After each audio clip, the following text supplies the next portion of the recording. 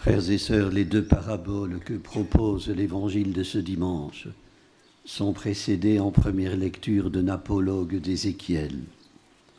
Dieu parle à son peuple par la bouche du prophète.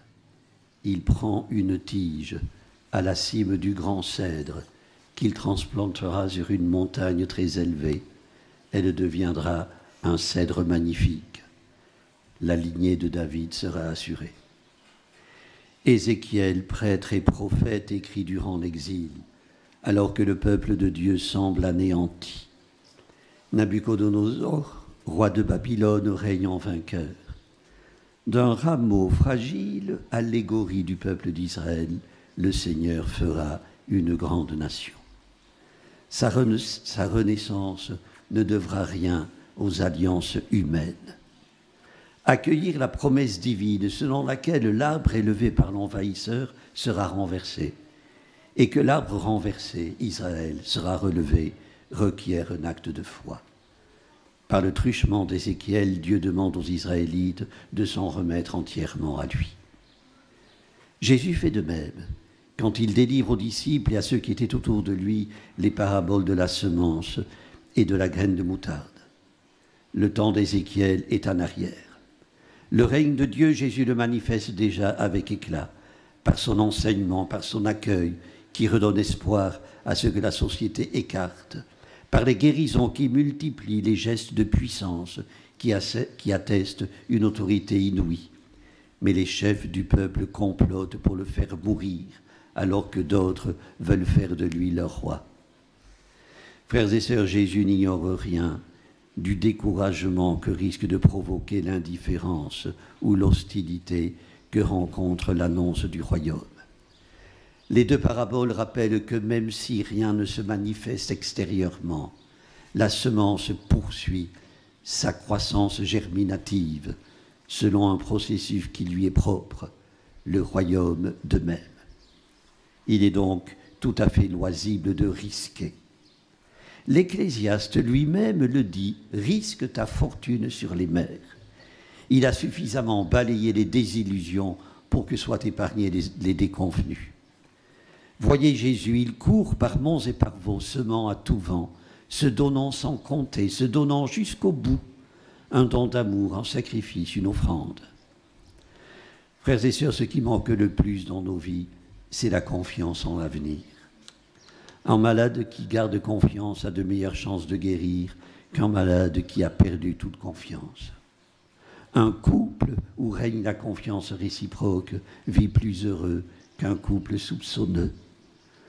Pour le moins, le croyant et le prêtre qui s'en remettent à Dieu échapperont à ce que le pape François appelle une pastorale de conservation.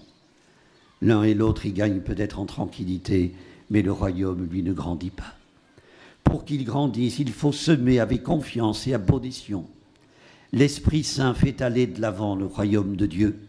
Il suscite l'invention, il instille toujours les moyens de concourir au bien commun et rassérène.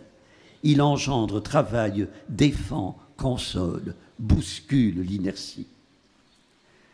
L'Église est toujours une Église du temps présent, disait Jean-Paul de Varins lors du 15e centenaire du baptême de Clovis en 96. Elle regarde son héritage comme une puissante inspiration pour avancer dans le pèlerinage de la foi sur des chemins toujours nouveaux. Frères et sœurs, il n'en faut pas douter. L'Église avance quand tout le monde la voit régresser. Quant à dire, comme les ronchons, que les attentes de notre société ne correspondent en rien à ce que nous avons le devoir de semer, c'est du tout venant et méprisant. Que l'idée d'un Dieu créateur se soit estompée, que la conscience du péché se soit émoussée, que la résurrection soit rangée au rayon des mythes, est-ce irrémédiable? Nos concitoyens n'attendent que la fin de la pandémie, dit-on, et la reprise économique pour se livrer aux délices de la consommation. Nous, chrétiens, nous serions déconnectés, condamnés à ne pas être compris parce qu'incapables de nous faire comprendre. C'est possible, mais ce pourrait n'être que baliverne.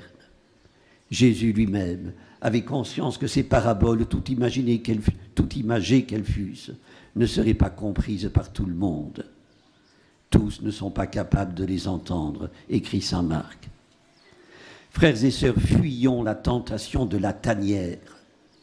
Prenons exemple sur le semeur qui seul fait germer la semence, grandir la graine de moutarde. Nous ne menons aucun combat, ni d'avant-garde, ni d'arrière-garde.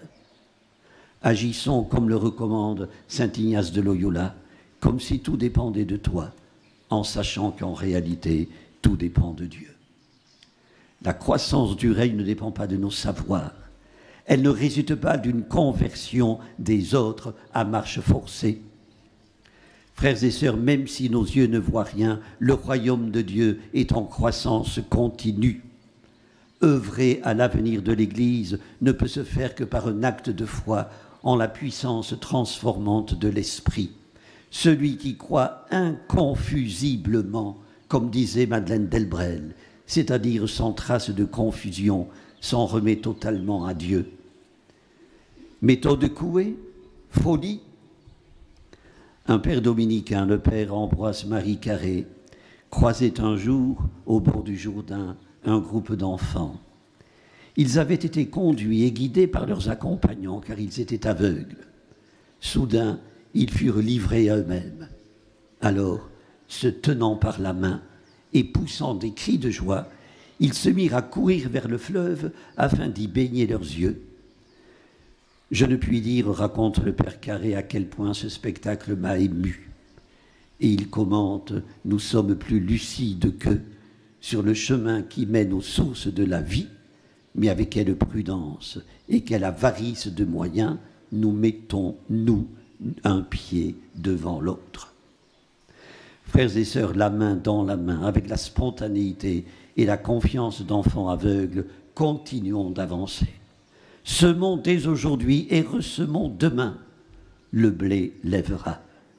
La venue du royaume est inéluctable.